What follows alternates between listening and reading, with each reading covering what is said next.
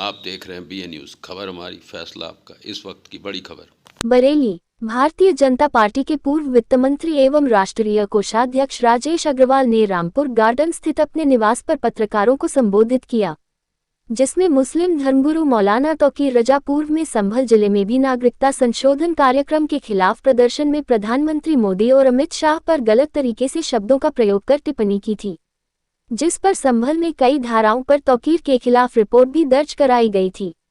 पत्रकार वार्ता के दौरान राजेश अग्रवाल ने कहा कि तौकीर रजा इससे पहले भी कई बार माहौल बिगाड़ने के लिए गलत तरीके से टिप्पणी कर चुके हैं।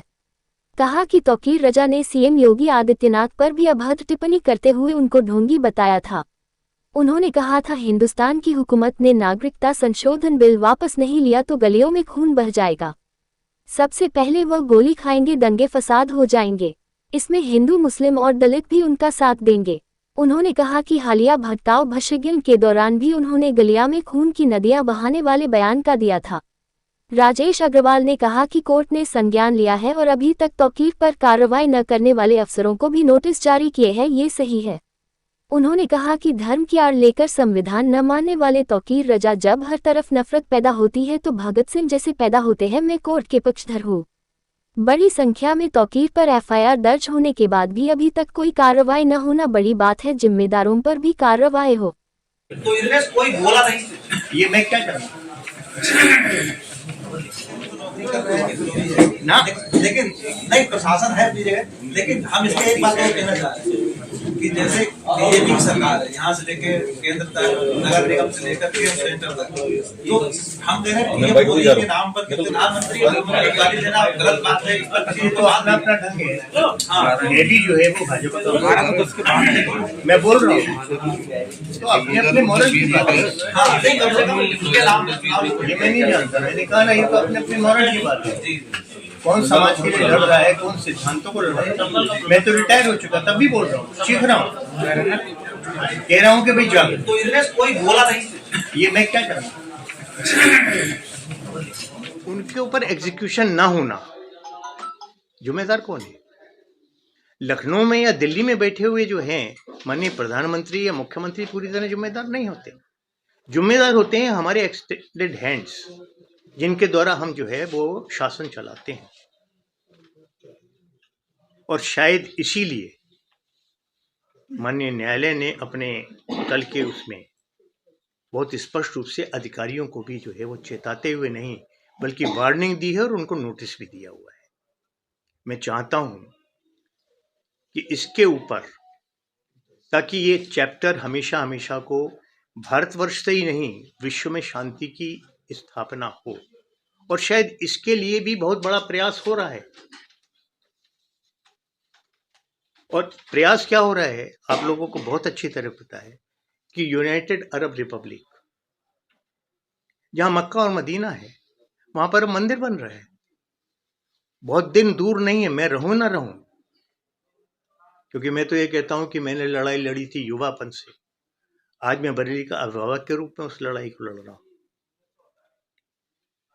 आप ही लोगों ने गवाही दी है 2010 और 12 के दंगों के अंदर कि मेरे से साथ कंधे से कंधा लगाकर हम लोग किस तरह से भागते थे, किस तरह बरेली को जलाया गया, किस तरह बरेली के अंदर जिस समय गुलाबरा इंटर कॉलेज के ऊपर आगे कोढ़ा पीर की तरफ दुकानें जलाई जा रही थी हिंदुओं की, वहां पर फायर ब्रिगेड को अंदर घुसने नहीं दिया गया था।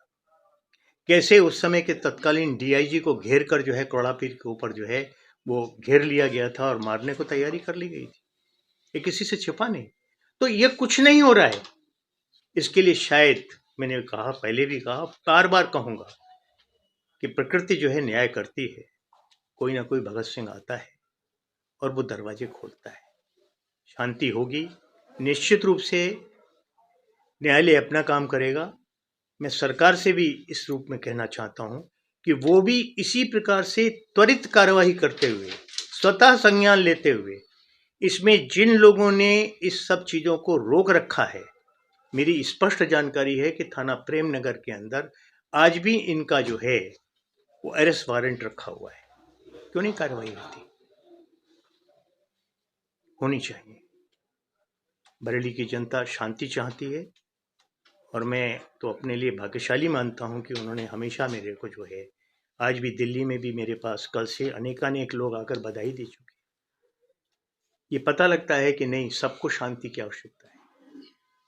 कार्रवाई होगी, मैंने पिछली बार भी कहा था, अभी भी कह रहा हूं कि नियमानुसार कोर्ट के आदेश से भी कार्रवाई होनी चाहिए और सरकार के द्वारा भी जो है इसमें दोषियों को निश्चित रूप से जो है बख्शा नहीं जाना चाहिए। कठोर से कठोर कार्रवाई। आपसे जानना चाहेंगे ये आज जो प्रेस कॉन्फ्रेंस रखी गई है, क्या मकसद है? हम लोग बहुत अच्छी तरह जानते हैं कि विश्व के अंदर मुस्लिम समाज के दो मसलक हैं और दोनों भारतवर्ष में हैं।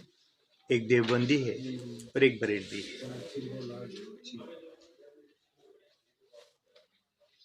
हम लोगों ने देखा है कि बरेलवी समाज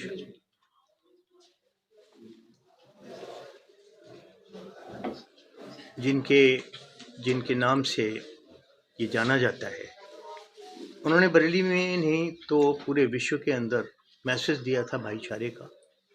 उन्होंने धर्म के ऊपर अनेकानेक पुस्तकें लिखी और समाज में अपने हस्ताक्षर छोड़ के गए और आज भी बरेली में ही नहीं तो दूर दूर से लोग जो हैं उनके ऊपर पीएचडी कर रहे हैं। लेकिन दुर्भाग्य है कि उसी कुल का एक व्यक्ति के द्वारा जो है धर्म की आड़ लेकर समाज को जलाने की बात की थी, धर्म की आड़ लेकर संविधान को न मानना, धर्म की आड़ लेकर प्रधानमंत्री के लिए अपशब्द करना, मुख्यमंत्रियों को अपशब्द करना और तो और एक खुलेआम, जिसके सब लोग आप भी गवाह हैं, ओपन उन्होंने ये कहा कि अगर मेरे यहाँ कोई आ गया तो मैं उसको मार दूंगा। इस प्रकार की भाषा का प्रयोग करने के बाद भी हमने सरकार चला रहे हैं। जो हमारे एक्सटेंडेड हैंड्स होते हैं वो किसी प्रकार की कोई कार्यवाही न करना एक किस श्रेणी में आता है तो मेरी तो बुद्धि से ऊपर है। और सच बात यह है कि शायद इन्हीं सब चीजों का माननीय न्यायालय ने संज्ञान लिया है। समाज में जब बहुत बुराइयां बढ़ जाती हैं तो कोई ना कोई तो भगत सिंह पैदा होता है। उनको लगा कि नहीं, इस प्रकार की वृत्तियों से जब तक सीधे सीधे नॉक नहीं होगा तब तक कुछ नहीं होगा। भय, उत्पात, समाज को बांटना, इन सब चीजों का अब मुझको लगता है कि इस एक्शन से जो स्वतः लिया गया है, इससे समाज को बहुत बड़ा निजात मिलेगा। साथ ही साथ ये भी प्रश्न निश्चित रूप से उत्तर चाहेगा कि यदि इनके विरुद्ध इतनी एफआईआर्स सन 2000 से पहले की आज भी लंबित है, जिसका मेरे पास पूरा का पूरा रिकॉर्ड है, मैंने अभी आप लोगों के बीच में दिया भी है। एक 12-14 तो एफआईआर्स मैं कलेक्ट कर पाया। उनके ऊपर एग्जीक्यूशन ना होना, जिम्मेदार कौन है? लखनऊ में या दिल्ली में बैठे हुए जो हैं माननीय प्रधानमंत्री या मुख्यमंत्री पूरी तरह जिम्मेदार नहीं होते।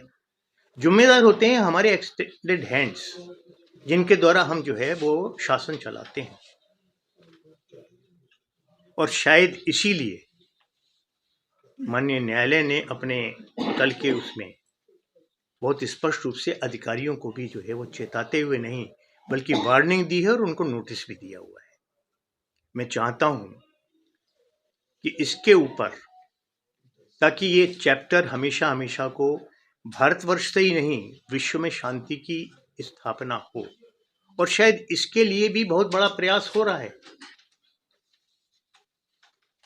और प्रयास क्या हो रहा है आप लोगों को बहुत अच्छी तरह पता है कि यूनाइटेड अरब रिपब्लिक, जहां मक्का और मदीना है, वहां पर मंदिर बन रहा है। बहुत दिन दूर नहीं है, मैं रहूं ना रहूं, क्योंकि मैं तो ये कहता हूं कि मैंने लड़ाई लड़ी थी युवापन से। आज मैं बरेली का अभिभावक के रूप में उस लड़ाई को लड़ रहा हूं। आप ही लोगों ने गवाही दी है 2010 और 12 के दंगों के अंदर कि मेरे साथ कंधे से कंधा लगाकर हम लोग किस तरह से भागते थे, किस तरह बरेली को जलाया गया।